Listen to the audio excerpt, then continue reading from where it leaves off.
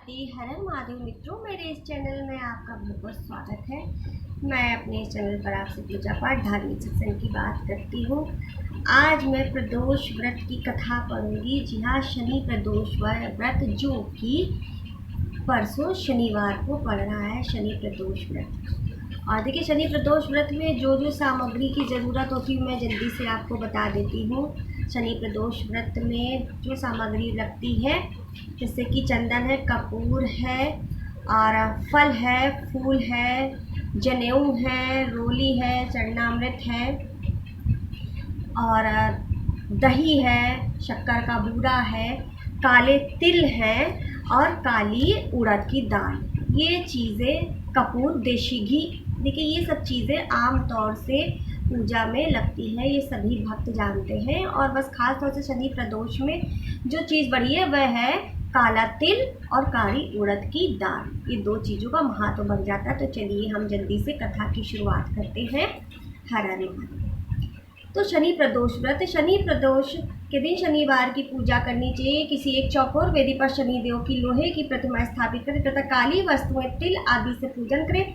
ब्राह्मणों को भी काले तिलों से मिश्रित भोजन करवाएं। इस प्रकार नियमपूर्वक 1 माह व 1 वर्ष या 3 वर्ष व्रत करने से शनिदेव प्रसन्न हो जाते हैं। तो आइए हम शनिदेव व्रत की कथा करते हैं। नवग्रह की कथा जिसमें कही जाती है वह मैं कह रही हूँ, आप लोग ध्यान से सुनिए। किसी समय सूर्य आदि नवग्रह में अपनी अपनी श्रेष्ठता सिद्ध करने के लिए विवाद छिड़ गया, किंतु वे किसी निर्णय पर एक मत न हो सके। तब वे इंद्र के पास गए और बोले कि आप ये निर्णय करें कि हम सब में श्रेष्ठ कौन है। तब इंद्र ने यह सुनकर उनसे कहा कि आप राजा विक्रमादित्य के पास जाइए और वह ही इसका निर्णय कर देंगे। इंद्र की बात सुनकर सारे देवता जो थे विक्रमादित्य के पास गए। जब विक्रमादित्य ने उनकी बात सुनी तो उन्होंने सोना, चांदी, कांसा, पीतल, शीशा, रांगा, जस्ता, अभ्रक और लोहे के आसन बनवाए। ठीक है, और सभी को अपने अपने आसन पर बैठने के लिए कह दिया। और उस आसन में जो लोहे का आसन था वह सबसे पीछे था, जो कि शनिदेव का आसन था। यह देखकर शनिदेव महाराज बहुत ज़्यादा कुपित हो गए, गुस्सा हो गए और क्रोधित होकर वह बोले कि तुमने मेरा अपमान किया है और तुम मुझको भी समझ नहीं पाए हो। मैं एक ही राशि पर 3 महीने तक राज करता रहता हूँ, मेरे कारण राम को वनवास हुआ था। ऐसा कहकर शनिदेव वहाँ से चले गए। शनिदेव के जाने के बाद सभी देवता प्रसन्न हो गए और अपने अपने स्थान को चले गए। इधर राजा शनि की 7.5 की दशा आ गई। शनिदेव अपना रूप बदलकर घोड़े के व्यापारी बनकर अनेक प्रकार के घोड़ों को लेकर राजा विक्रमादित्य की राजधानी में आए। राजा खबर पाकर अपने आश्वपाल साथ घोड़ों को खरीदने के लिए वहां गए। वहां पर राजा ने एक घोड़े को बहुत पसंद किया। राजा ने उस घोड़े पर सवार होकर उसकी चाल इत्यादि को परखना चाहा। राजा जी वही घोड़े की पीठ पर सवार हुआ। मायावी घोड़ा बड़ी तीव्र गति से उड़ा और एक घनघोर जंगल में जाकर राजा को उसने छोड़ दिया। राजा मार्ग भूल गए और इधर उधर भटकने लगा। घूमते घूमते राजा को प्यास लगी। पानी की खोज में राजा घूम ही रहा था कि एक चरवाहा ने पीपल जिसने पानी पिलाया। उसने राजा से मार पूछा। रास्ता मालूम करके राजा ने चरवाहे को पुरस्कार के रूप में अंगूठी दे दी तथा स्वयं नगर के रास्ते पर चलने लगा। शहर में वह एक साहूकार की दुकान पर रुका और अपना नाम पीका बताया। संयोग से उस दिन साहूकार को अत्यधिक बिक्री हुई थी, जिससे सेठ बहुत प्रसन्न था और पीका को अपने घर ले आया। राजा ने भोजन करते समय देखा कि एक खूंटी में सोने का हार टंगा हुआ है, जिससे वह खूंटी निकलती जा रही है। थोड़ी देर में जब साहूकार ने देखा तो खूंटी पर हार नहीं था। संपूर्ण घर में हाहाकार हो गया। अतः सभी लोगों ने बीका को ही चोर सिद्ध कर दिया और राजा ने उसके हाथ पर काटने का उसको दंड भी दे दिया। जल्लादों ने आज्ञा पाकर राजा के हाथ पैरों को, या जो बीका था उसके हाथ पैरों को काट दिया। बहुत दिन बीतने पर एक तेली उस लूले बीका को अपने घर ले गया। कोल्हू पर बैठाकर रात में बीका ने मल्हार राग गाना शुरू कर दिया। उसके गाने को सुनकर उस देश की राजकुमारी ने वह उसके गाने पर मोहित हो गई और उसने प्रण किया कि वह जो राग मल्हार गा रहा है वह उसी के साथ विवाह बंधन में बंधेगी। उसने अपने पिता से कहा, अपनी माता से कहा, राजकुमारी ने दासी से कहा और अपने पता लगाने के लिए भेज दिया। दासी ने बताया कि मनमोहक राग तेली के घर बीका गा रहा है। दासी की बात सुनकर राजकुमारी ने अपने प्रण से विचलित हुए नहीं हुई, बल्कि उसी बीका के साथ अपना विवाह करने का निश्चय किया। दूसरे दिन सवेरे जब राजकुमारी सोकर न उठी तो रानी उसे जगाने गई। उससे पूछा कि वे क्यों दुखी है। राजकुमारी ने अपने माता से अपने दुख की बात बताते कहा, माँ, जो उस तेली के घर में बीका नामक व्यक्ति है, मैं उसी के साथ विवाह करूंगी। राजकुमारी की माँ कन्या के इस प्रकार के वचन सुनकर बहुत चकित हुई और पुत्री को अनेक प्रकार से समझाया, किंतु पुत्री जो थी वह अपनी जिद से अड़ी हुई थी।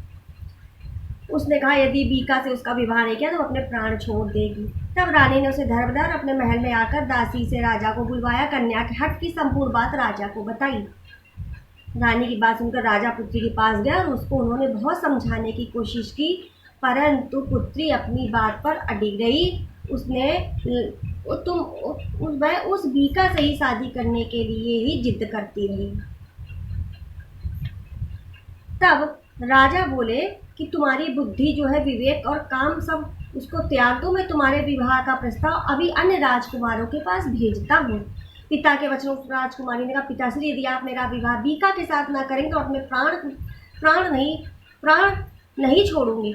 मैं अपना प्राण वहीं रखूंगी। राजकुमारी की बात सुनकर राजा को बहुत क्रोध आया। उन्होंने कहा कि तुझे दुखी उठाना था तो मैं कर ही क्या सकता हूँ। इसके बाद राजा ने उस तेली को बुलाया और कहा, मैं तुम्हारे कोलू के बैल हाँकने वाले बीका के साथ अपनी कन्या का विवाह करूंगा, अतः तुम उसके विवाह की तैयारी करो। राजा की बात सुनकर तेली को बहुत आश्चर्य हुआ, किंतु राजा की आज्ञा के अनुसार विवाह की तैयारी की और शुभ मुहूर्त में राजकुमारी का विवाह बीका के साथ हो गया। जब बीका रात में राजकुमारी के महल में सुहाग रात मनाया गया तो शनिदेव ने उसे स्वप्न दिया कि हे राजन, तुमने मेरे पराक्रम को जान लिया, अब आगे क्या विचार है। सुनकर राजा ने शनिदेव से अपनी गलती की क्षमा मांगी और कहा कि आप अब ऐसा भीषण कष्ट और किसी को ना दें। राजा की प्रार्थना सुनकर शनिदेव प्रसन्न हो गए और राजा को पूर्व रूप प्रदान कर दिया। बीका के रूप में परिवर्तन को देखकर राजकुमारी ने प्रसन्नता के साथ परिवर्तन का कारण पूछा। तब राजा ने संपूर्ण हाल राजकुमारी को बताया। राजा को देखकर सभी लोग उसका आदर सत्कार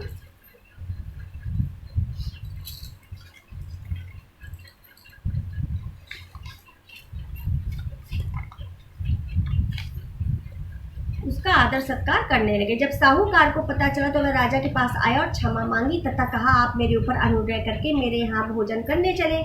साहूकार की बात सुनकर राजा उसके साथ उसके घर गया और अनेक प्रकार के व्यंजनों का साहूकार ने उसको भोजन कराया। राजा ने भोजन करते समय देखा कि पहले जो फूटी हार निकल गई थी वह उगल रही है।